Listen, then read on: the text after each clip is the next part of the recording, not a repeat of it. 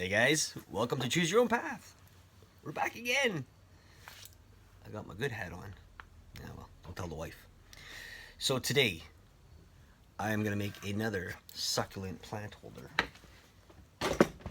This one is complete. It's epoxied. You can see how nice and shiny it is. It's got the holes in it, or the hole the flower is going to go in the plant. You can see I got a plant, or a little flower here.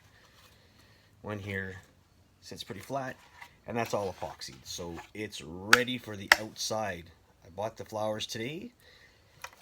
We're just letting them set for a couple of days inside, and that's gonna be set up. So today we're gonna make another one. So what we got here is another piece of driftwood, nice and flat. This is flat. Kind of crazy of a design to it, I guess. What we're doing is this is what we're going to be putting our plants in. So what we did was we turned it upside down so we know how big it's going to go. It's only going to go so deep in. So we're going to get that. We have that measured out, and we're just drilling around, just making our hole right now. So what we're going to be using today, I have to get it out, is we're going to use the big burr, the big cut-saw burr. This is a flame burr. It's the Extreme series, so if you're interested to look at that, just go to the cut-saw site. I'll put the link in there, and use the code RVWoodcraft in capital, and yeah, save yourself a couple of bucks. Save yourself a percentage off. I think it's 5%. It's better than nothing. And remember, guys, I always say it, if I can do it, you can do it. And this is a very simple project. We'll be using the Fordham. I like to stick the bit just a touch out. That's how I do mine. So I will be investing in the new flex shaft that's out there for Fordham. It's the industrial one. The only problem with that, guys, is when you're buying these, you have to buy a new handpiece. It's not the same. So we're gonna get at it, okay? Bring you guys down. All we're gonna do is we're gonna make this hole. We're gonna go as deep as we can.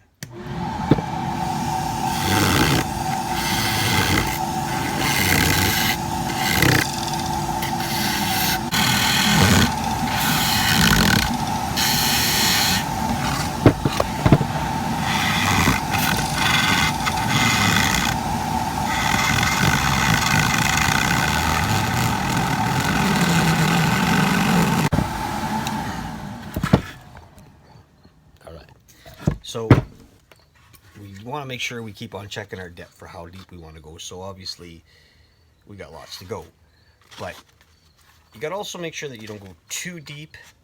This may be a little bit too deep. The plants don't need that much to grow in, so we may even just, let's do it now, cut it a little bit shorter, just because we can. Succulent plants don't need lots of room, and as far as I've read and stuff like that, you're not supposed to overwater them.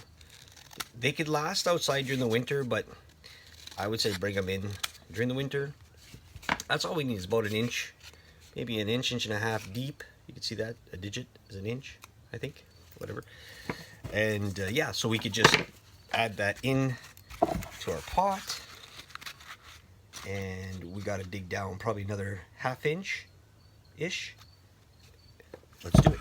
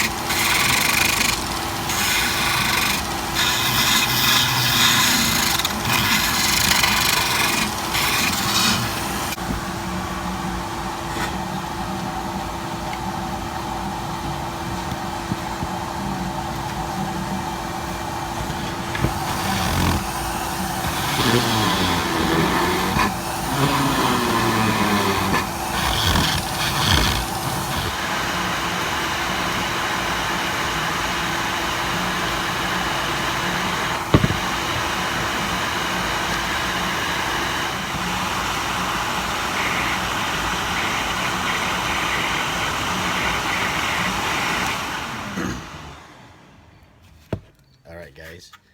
So that's what we want to do, is just put our cup holder in there. That's what we'll be potting our plant in.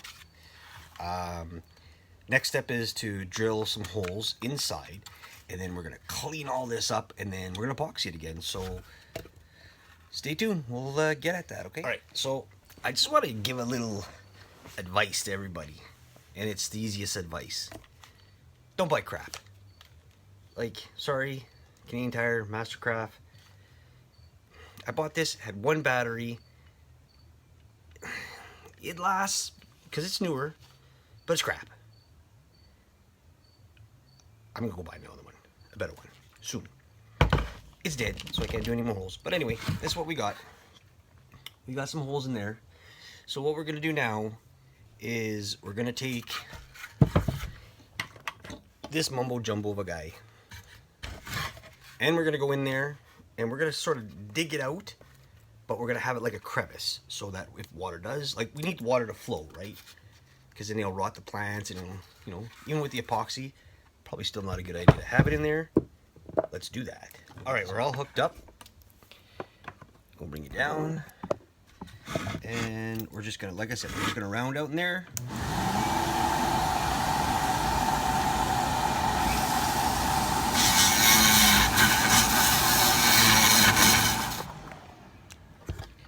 Okay, guys. So now we have it rounded out, so that if there is any problems with water,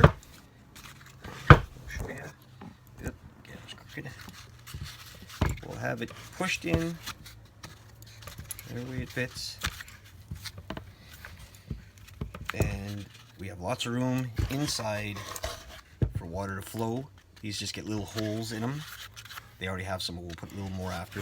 This is just a template for what we're gonna use. We're gonna use another because we got more. We might even double it up, make it more solid, and then that'll be perfect. I'll go in there, and the next thing we'll do is sand her up. So, all right, to clean it up, we're gonna use. All we did was we took a bolt, I have no idea what this is. Anyway, we just put a nut on it. We used a couple of, these are harder sandpapers, so I'd recommend getting softer ones to make the job easier. But all we're gonna do is just sand this guy up a bit. Okay, let's do it.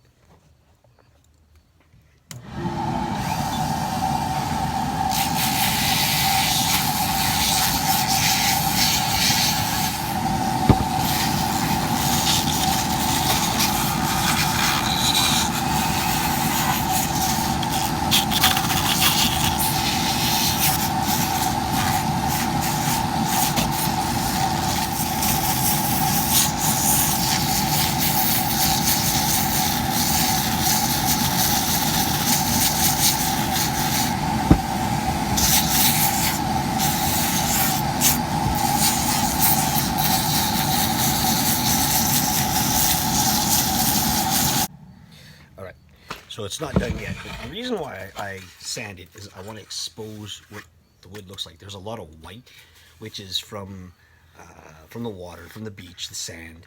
So there's a lot of white pieces on there, like it's covered in white. So I want to get it down to so it looks like naturally, and then really have it nicely sanded so that it looks good. So we will get on to that. My camera's crooked, but so am I. All right, we'll be back.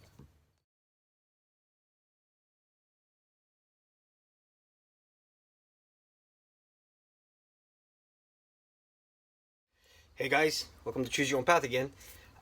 Today, Thursday, yeah. So we're working on our succulent plant holder. So what I did was I sanded it down, and I put a couple of groove marks just to make it different. Gonna sit it on our Lazy Susie. We're using a Minwax, and it's a natural 209, so it's supposed to be light, but the wood will always make it different, we'll say, I guess. I don't know. So let's give her a go. We're going to get into the little areas first, just to get like into the crack areas. Just going to stick that in there first, just to protect it, I guess, on the inside. Let's see what it looks like. I'm pretty sure this is going to turn a lot darker than I want it to. maybe not. We'll see what happens, and then when it dries, we'll have more of a look at it. So I'm just going to do the back side first. Wiping it on.